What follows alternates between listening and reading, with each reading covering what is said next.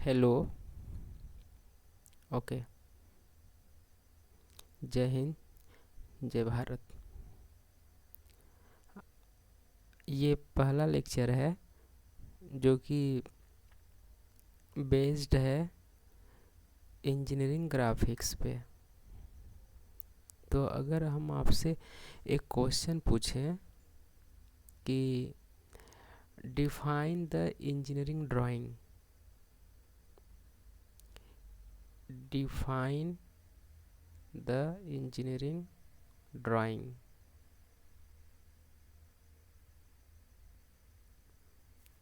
तो कैसे करेंगे डिफाइन? बहुत सिंपल सा है।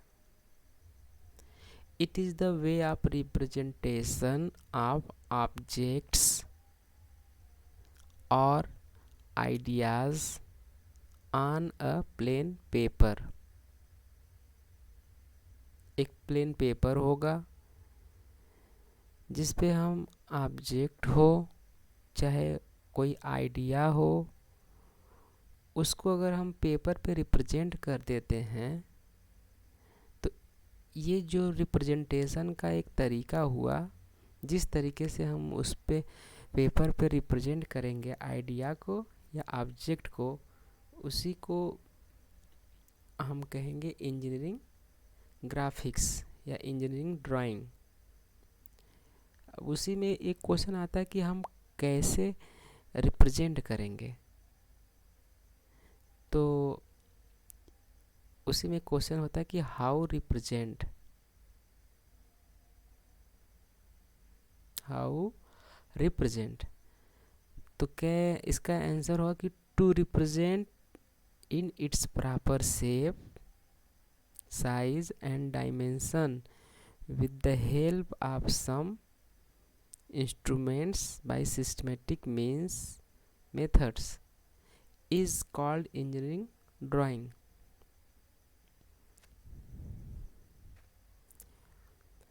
तो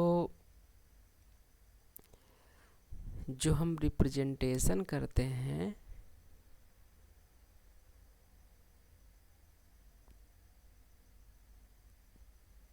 तो हम कैसे करते हैं, तो उसका एक प्रॉपर शेप होगा, प्रॉपर साइज होगा, उसका जो डायमेंशन होता है उसके हेल्प से, कुछ इंस्ट्रूमेंट होते हैं उस इंस्ट्रूमेंट की हेल्प से हम, कुछ हमारे पास तरीके होते हैं, मेथड्स होते हैं, उस मेथड की हेल्प से हम आइडिया को या अपने ऑब्जेक्ट को रिप्रेजेंट करते हैं। तो कैसे रिप्रेजेंट करते हैं आइडिया को और ऑब्जेक्ट को, या आइडिया को बोलो, या तो ऑब्जेक्ट को हम कैसे रिप्रेजेंट करते हैं? तो हम कह सकते हैं कि with the help of instrument, with the help of some methods in proper shape, size, dimension में। यही हमारा इंजीनियरिंग ड्राइंग कहलाता है। इसी को एक फिगर के हिसाब से हम नीचे आपको समझाने की कोशिश करेंगे। इस पूरी बात को देखिए, यहाँ पे एक फिगर है, तो सबसे नीचे देखेंगे क्या है, ये जो है एक पेपर है, कह सकते हैं सीट है, ड्राइंग सीट है, या तो हम कह सकते हैं पेपर है। इसी पेपर पे हमको क्या करना है, ऑब्जेक्ट, ये देखिए ये हमारा ऑब्जेक्ट है,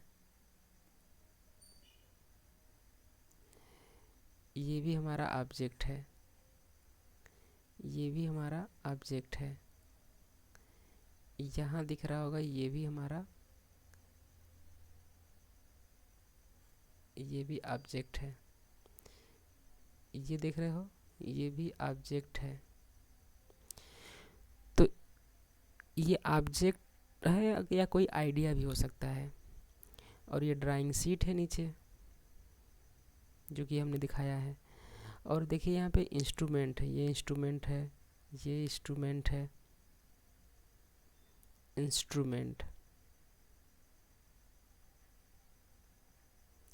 और कौन सा इंस्ट्रूमेंट है, ये भी इंस्ट्रूमेंट है। ये देखिए पेंसिल है यहाँ पे ये, तो ये स्केल है, ये हमारा कंपास है, ये बर्नियर कैलिपर्स है, ये पेंसिल है, ये सब हमारे इंस्ट्रूमेंट हैं। तो अब देख लीजिए, ड्राइंग शीट पर या चार्ट पेपर पे ऑब्जेक्ट को या तो आइडिया को रिप्रेजेंट करने का जो हमारा तरीका है, देखो यहाँ पे बनाया हुआ है। ये हमारा एक ऑब्जेक्ट है, हाँ, जो कि बोल्ट है, इसका यहाँ पे रिप्रेजेंट किया गया है, ये फिगर बनाया गया है नीचे इसके। तो with the help of instrument और कुछ सेट ऑफ रूल्स होते हैं, तो उसी के और इसके जो शेप होगा इसका ऑब्जेक्ट का, और जो इसका साइज होगा, इसका डायमेंशनिंग होगा, वो एक प्रॉपर वे में होता है। तो यही सब हमारा इंजीनियरिंग ड्राइंग कहलाता है। सिंपल सी बात है। तो फिर से मैं एक बार बोल दे रहा हूँ कि इंजीनियरिंग ड्राइंग क्या होता है। सिंपल सा, हमारे पास आइडिया होंगे या तो ऑब्जेक्ट होते हैं, उनको एक चार्ट पेपर पे या ड्राइंग शीट पे रिप्रेजेंट करने का जो तरीका होता है, उसी को इंजीनियरिंग ड्राइंग कहते हैं। और ये जो रिप्रेजेंटेशन होता है वो कैसे होता है? वो होता है with the help of some instruments, some set of rules या मेथड्स, और उनके प्रॉपर शेप में साइज एंड डायमेंशनिंग का हम ख्याल रखते हुए हम उनको ड्रॉ करते हैं। यही सब कहलाता है इंजीनियरिंग ग्राफिक्स या इंजीनियरिंग ड्राइंग वाला क्वेश्चन क्लियर।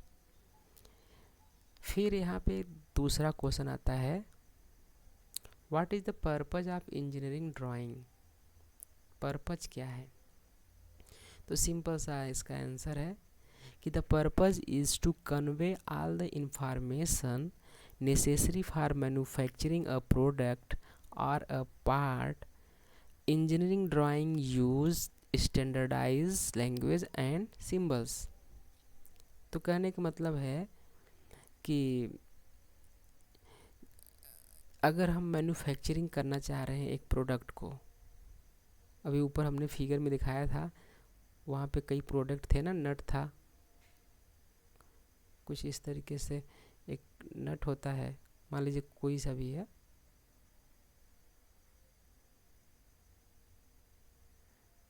ये तो कुछ दूसरा ही बन गया, मान लेते हैं ये कुछ हमारा ऑब्जेक्ट है। तो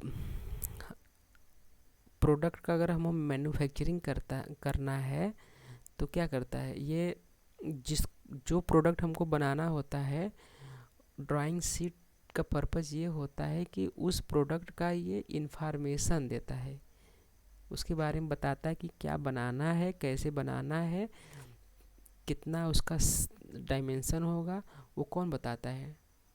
वही ड्राइंग या इंजीनियरिंग ड्राइंग, क्योंकि हम ड्राइंग बना लेते हैं और ड्राइंग को देख करके हम क्या बनाते हैं?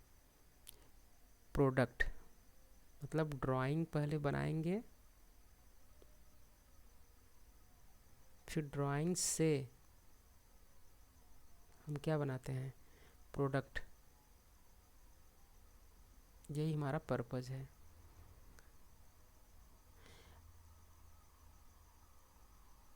ड्राइंग बनाने के बाद प्रोडक्ट बनाते हैं या प्रोडक्ट का मैन्युफैक्चरिंग करते हैं, यही हमारा पर्पस होता है। ऐसा क्यों करते हैं? अगर हम कोई प्रोडक्ट बना लें, क्योंकि प्रोडक्ट जो होता है, इसको बनाने के लिए हमको क्या क्या चाहिए? पैसा चाहिए, कॉस्ट, और इसमें हमको लेबर भी चाहिए, बहुत कुछ चाहिए। तो अगर हम प्रोडक्ट बनाते हैं तो वो हमारा फुल एंड फाइनल होना चाहिए। ऐसा ना हो कि हम प्रोडक्ट बनाएं, प्रोडक्ट ख़राब हो जाए, फिर उसमें हम चेंज नहीं कर सकते एक बार प्रोडक्ट बन जाने पे। इसलिए ड्राइंग पहले बनाते हैं, ड्राइंग में जो भी खामियां हैं उसको हम सही कर सकते हैं। फिर जब एक बार पक्का हो जाता है कि ड्राइंग क्लियर है, तब हम प्रोडक्ट बनाते हैं और हमारा प्रोडक्ट 100% ठीक होता है। फिर तीसरा क्वेश्चन आता है, write the name and usages of some instrument required in engineering graphics.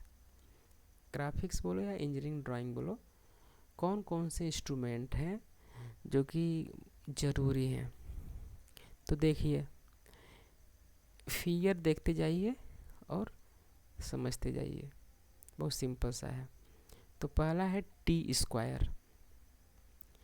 T square देखिए, इसका जो शेप है ये टी शेप का है, देखिए ये, फिर ऐसे ये टी शेप का है ना, इसलिए इसका नाम है टी स्क्वायर। तो इसको हम यूज कहाँ करते हैं, तो लिखा है कि use to draw perpendicular and parallel lines. अगर हमको कहीं पे परपेंडिकुलर लाइन खींचना हो 90 डिग्री पे, तब या तो हमको कहीं पे पैरेलल लाइन खींचना हो इस तरीके से, तब हम टी स्क्वायर का यूज करते हैं। ओके, फिर नेक्स्ट क्या है, सेट स्क्वायर। सेट स्क्वायर क्या होता है, तो यहाँ पे कि it is used to draw parallel, perpendicular and inclined lines. ये देखिए, ये इंक्लाइंड है, हम कह सकते हैं ये 90 पे है। दो लाइन है ना यहाँ पे, एक लाइन ये L1 है, ये L2 है, ये L1 है, ये L2 है, ये लाइन L1 है, ये लाइन L2 है। तो ये किसी एंगल पे है, ये 90 डिग्री पे है, और यहाँ पे जो हम एंगल है हम कह सकते हैं कि थीटा इक्वल टू 0। यहाँ थीटा हमारा कोई वैल्यू हो सकता है, यक्स कह सकते हैं। तो सेट स्क्वायर का काम यही होता है। जो हमारे पास सेट स्क्वायर है 30-60 set square use to draw 30 degree, 60 degree, 90 degree का एंगल बनाने के लिए हम इसका यूज करते हैं। और 45 सेट स्क्वायर भी एक होता है टू ड्रॉ लाइन 45 या 90।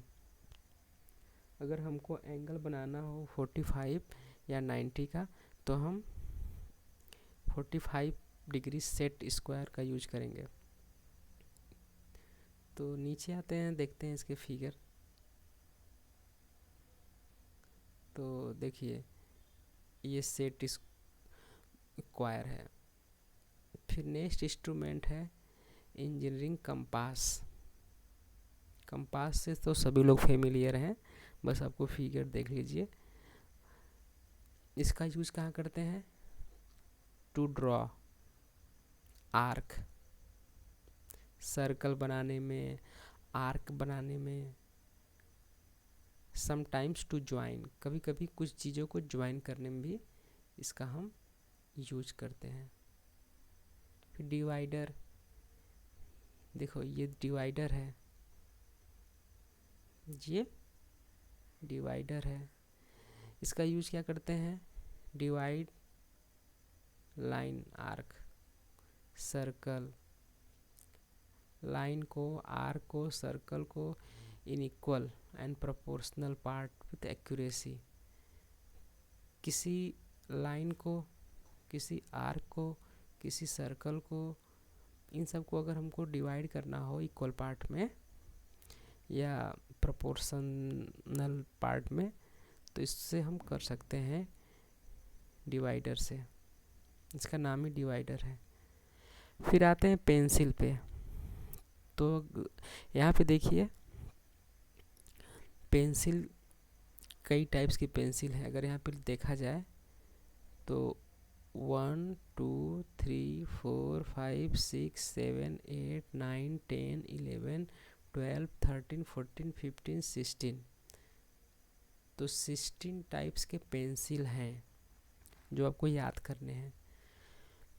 तो आप चाहो तो यहाँ से एक साइड याद कर लो, फिर यहाँ से एक साइड याद कर लो। जो हार्ड है 1H से लेके 6H, मतलब छक्का मार दिया, हार्ड बैटिंग किया, छक्का मार दिया 1 से लेके H। और बॉलिंग, ये देखो B से बॉलिंग नहीं होता है, लेकिन B मतलब बॉलिंग किया, छक्का मारा, ये बॉलिंग किया, और एक ओवर में उसने 8 बॉल मार दिया, बहुत कुछ वाइड भी दिया होगा। तो 6 हार्ड हो गए, 8 यस से हार्डनेस, और बी से ब्लैकनेस होता है या डार्कनेस। तो 8 ब्लैकनेस या डार्कनेस, 6 हार्डनेस, 8 6 14 हो गए। फिर 14 में 2 और ऐड कर दो, एक हो जाएगा HB और दूसरा हो जाएगा F। F का मतलब होता है फर्म। मिला करके कितने हो गए? 16। तो 16 टाइप्स के पेंसिल हैं, 1H से लेकर के 6H तक, B से लेकर के 8B तक, एक होता है F, एक होता है HB। F फार होता है फर्म, B फार होता है ब्लैकनेस या डार्कनेस, H फार होता है हार्डनेस। तो ये पेंसिल का टाइप हो गया। फिर हम आते हैं, कुछ पॉइंट्स हैं। कह रहा है कि जब H की वैल्यू बढ़ेगा, मतलब 1H 2H 3H इस तरीके से, तो हार्डनेस भी बढ़ेगा। और हार्डनेस जब बढ़ता है तो पेंसिल लाइट चलेगा। इसी तरीके से जब B बढ़ता है तो शार्पनेस बढ़ेगा और पेंसिल डार्क होता चला जाएगा। तो अगर मैं एग्जांपल देते बोलूँ कि B और 2B, इसमें कौन ज़्यादा डार्क चलेगा? डार्क। तो जिसका B बड़ा होगा, B जब बड़ा होगा तो उसका शार्पनेस भी बड़ा होगा, शार्पनेस। और शार्पनेस बढ़ेगा तो डार्कनेस भी बढ़ेगा। तो ये देखो, ये बड़ा है, B इंक्रीज किया कि नहीं? यहाँ पे 2 है, यहाँ पे 1 है, तो B इंक्रीज किया, इसका मतलब ये सॉफ्ट, ये वाला सॉफ्ट होगा। और सॉफ्ट है इसका मतलब ये डार्क भी होगा। तो अगर हम कहें कि कौन डार्क है, तो हम कहेंगे B से 2B डार्क है, उससे भी डार्क 3B होता है। ऐसे ही बढ़ता चला जाएगा। फिर एक और उसी में पॉइंट है कि पेंसिल कैसे बनता है। तो पेंसिल बनाने में आपको पता होगा, ग्रेफाइट होता है, क्ले का यूज किया जाता है, वैक्स का यूज किया जाता है, वुड का भी यूज किया जाता है। ये देख रहे हैं ना? तो ये जो है, ये ग्रेफाइट होता है। और यहाँ पे आप देख ही सकते हैं कि ये वुड है और इसमें वैक्स भी होता है। तो किससे पेंसिल बनता है? वही है, क्ले भी होता है।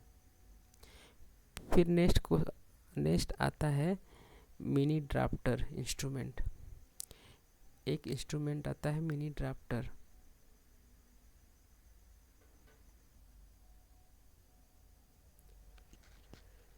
ठीक है, तो नेक्स्ट इंस्ट्रूमेंट है मिनी ड्राफ्टर।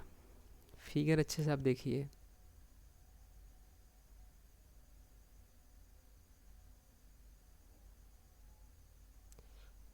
मिनी ड्राफ्टर का फिगर देखिए आप।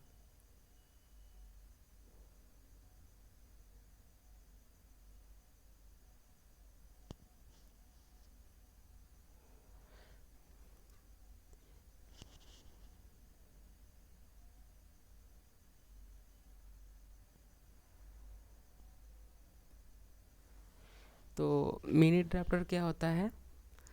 मिनी ड्राफ्टर बहुत ही इम्पॉर्टेंट इंस्ट्रूमेंट है, जो कि it is use to draw parallel lines, perpendicular lines and lines at any angle.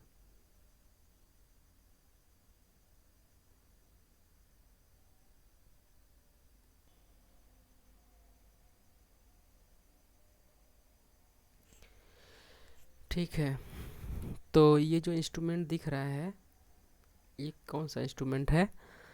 इसी को कहते हैं मिनी ड्राफ्टर।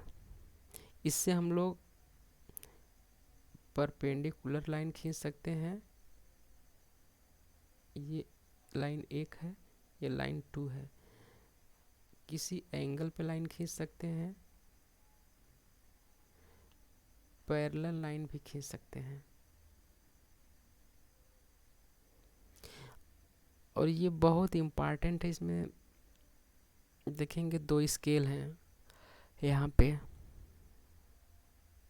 दोनों आपस में परपेंडिकुलर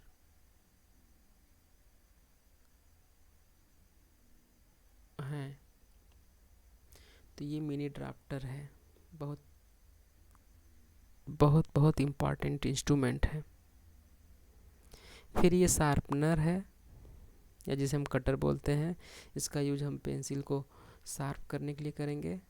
फिर एक इरेजर है, यहाँ पे इरेजर की भी ज़रूरत पड़ेगी। अगर हमारा कोई चीज़ गलती हो जाता है तो पेंसिल को हम इरेजर की हेल्प से हटा देंगे। स्केल, स्केल भी एक इंस्ट्रूमेंट होता है, देख लीजिए। ये 15 सेंटीमीटर वाला है और ये 30 सेंटीमीटर वाला स्केल है। फिर ये प्रोटेक्टर है, इसका यूज हम एंगल मेजर करने के लिए करते हैं। ये भी ड्राइंग इंस्ट्रूमेंट एक है। फिर हमको ड्राइंग क्लिप या टेप की ज़रूरत पड़ती है, क्योंकि हमारा ड्राइंग शीट को हमको फिक्स करना होगा। तो टेप लगा करके हम अपने ड्राइंग शीट को फिक्स कर देंगे, ताकि ये टेप है हमारा। इसी तरीके से ब्लेड चाहिए। ब्लेड का यूज हम लोग करेंगे कोई चीज़ काटने के लिए, जैसे टेप को काटना हुआ तो ब्लेड की ज़रूरत पड़ेगी। ये ड्राइंग शीट है, ड्राइंग शीट। ड्राइंग शीट में क्वेश्चन पूछा जाता है, इसका नेम और इसका साइज, बहुत इम्पॉर्टेंट क्वेश्चन है ये। तो देखिए, डेजिग्नेशन का मतलब हुआ कि सीट का नाम, डेजिग्नेशन। तो A0, A1, A2, A3, A4, A5, मतलब A0 से लेकर के A5। हमारे हाथ में कितनी अंगुलियां होती हैं? 5। तो A1, A2, A3, A4 और 5 तक होती हैं, लेकिन A0 से स्टार्ट होता है। 6 बोल सकते हैं। छक्का मार दिया। ठीक है, अब रही बात इसकी डायमेंशन हमको याद करनी है। तो ये ट्रिम साइज है, ट्रिम साइज्ड, मतलब जो ड्राइंग शीट मिलता है उसको हम लोग ट्रिम्ड कर लेते हैं, काट लेते हैं थोड़ा सही से, तो उसकी साइज़ बता रहा है। और ये अनट्रिम्ड साइड जो कि फैक्ट्री में बनता होगा, तो हमको बस यही याद कर लेना है, ट्रिम साइज को। तो देखो, एक बार याद कर लो, एक याद कर लो, उसी की हेल्प से और सबको हम बना सकते हैं। तो उसका जो ड्राइंग शीट का एक डायमेंशन है 841 और दूसरा डायमेंशन है 1189, 1189। अब देखिएगा, इसमें एक ट्रिक ये है कि इस ड्राइंग शीट को हम फोल्ड करेंगे, मतलब ये जो इसका लेंथ है और ये इसका विड्थ है, ये है विड्थ। विड्थ छोटा होता है, लेंथ बड़ा होता है। तो इसके लेंथ को हम हाफ कर देंगे। जब इसके लेंथ को हाफ करेंगे तो देखिए 1189 को हाफ कर दीजिए तो कितना आएगा,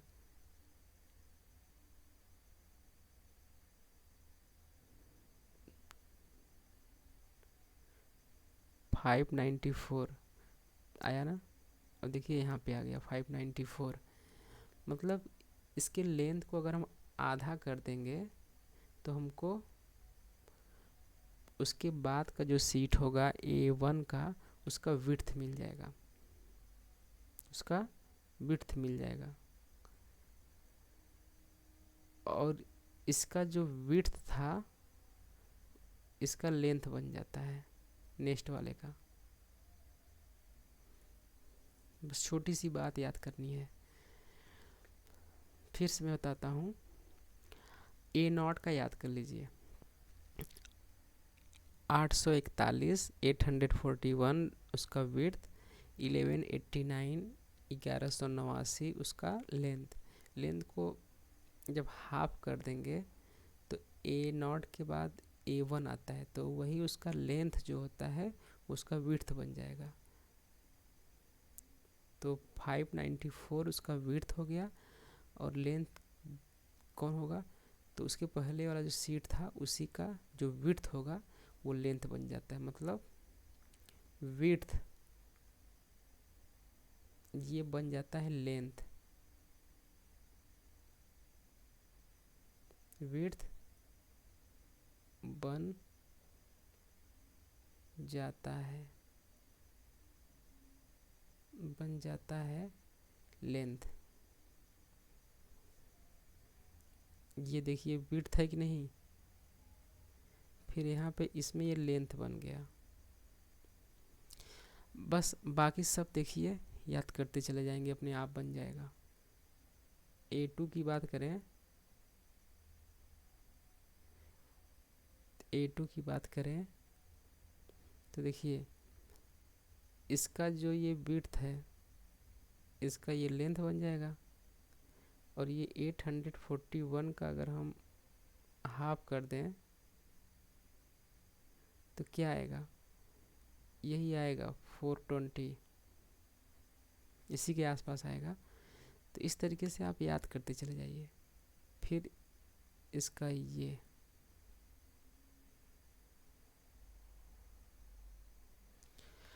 तो इस तरीके से आप याद कर लेंगे कि कौन सा सीट है और उसका डायमेंशन क्या है। जो हम लोग कॉपी खरीदते हैं या तो फ़ोटो कॉपी कराते हैं पढ़ने के लिए या कुछ करने के लिए, वो A4 साइज होता है, उसकी साइज़ याद कर लीजिए। ट्रिक से तो आप उसको निकाल सकते हैं, लेकिन ये A4 साइज़ बहुत यूज ज़्यादा होता है, तो इसीलिए इसको याद कर लीजिए। तो कितना है, सिंपल देखो, 0 1 2, एक 0 1 2 हुआ ना, इसका विड्थ हो गया, और इसका जो लेंथ होगा 297। बस यही याद करना है, और ये तो आपको याद ही हो जाएगा, क्योंकि हम 0 1 2 3 4 5 पढ़ते ही हैं बचपन से। तो 0 स्टार्ट करो यहाँ से, फिर 1, फिर 2, तो इसका विड्थ मिल गया। लेंथ के लिए कुछ थोड़ा सा याद कर लेना है कि 297, ये 297 उसका लेंथ होता है। विड्थ तो हमने आपको ट्रिक से बता दिया। ट्रिक यही है कि 0 फिर 1 फिर 2।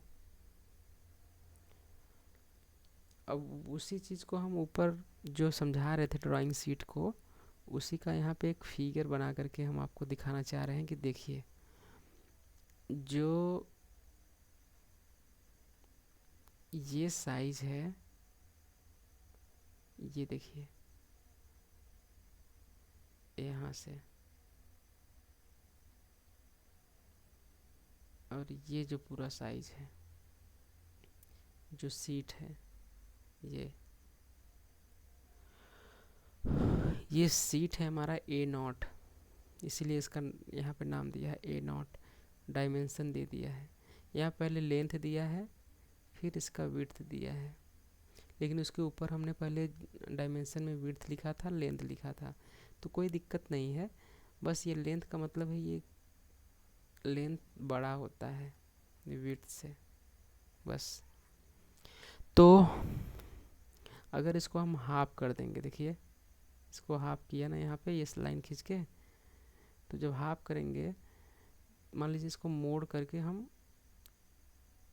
इसको मोड़ करके आधे पार्ट को इसी पे रख दिए, तो हमारे पास जो सीट बचेगा उसका डायमेंशन क्या होगा, तो उसका डायमेंशन ये उसका लेंथ हो जाएगा, है कि नहीं। और ये इसका छोटा डायमेंशन हो जाएगा विड्थ। विड्थ का मतलब उसी लेंथ का आधा, तो ये हो गया। फिर उसी ड्राइंग शीट को फिर से आधा कर दो, तो मिल जाएगा A2। फिर उसी ड्राइंग शीट को फिर से आधा कर दो, तो मिल जाएगा A3। फिर उसी ड्राइंग शीट को आधा कर दो, तो A4 मिल जाएगा। अगर इसको भी हमको आधा कर देना हो तो A5 मिल जाएगा, इस तरीके से।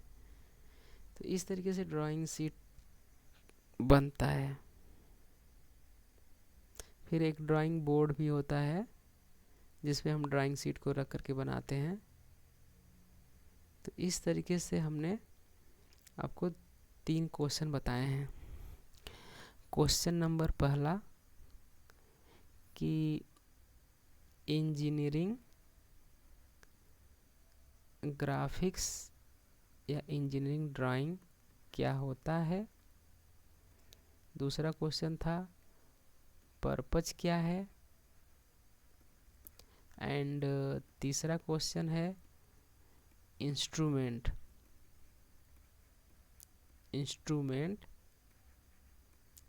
And uses of